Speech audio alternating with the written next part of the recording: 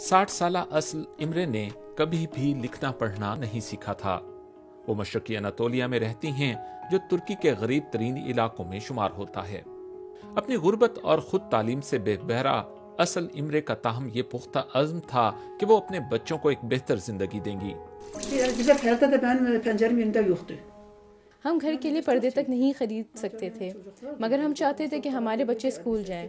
उसके लिए हमें उनके स्कूल के यूनिफॉर्म और किताबें खरीदना होती थीं। बाज़ औक़ात तो हमारे पास एक कॉपी खरीदने के लिए भी पैसे नहीं होते थे।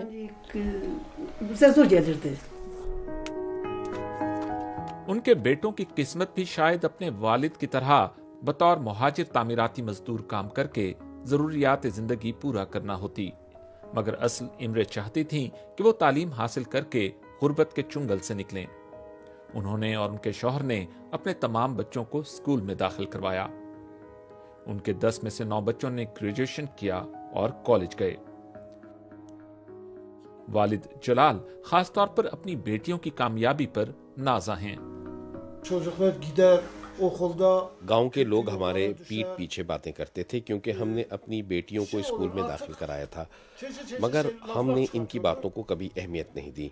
हमारी तमाम 5 बेटियों ने ग्रेजुएशन किया, इनमें से 4 टीचर और 1 नर्स है। इमरे खानदान के लिए ये सब कुछ आसान नहीं था।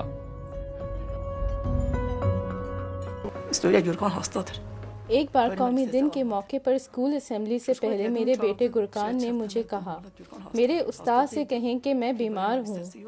वो स्कूल जाना नहीं चाहता था कि उसे मुनासिब शर्ट ना होने की वजह से शर्मिंदगी महसूस हो रही थी। आप ऐसी चीजें कभी भुला नहीं सकते। गुरकान अब दिल के अमराज के डॉक्टर हैं और एक नजदीकी अस्पताल में काम करते हैं। अपनी वालदा का शुक्रिया अदा करने के लिए उन्होंने एक खूबसूरत घर तामीर कराया है। अब असल इमरे अपनी पोती ज़ैनब से लिखना पढ़ना सीख रही हैं।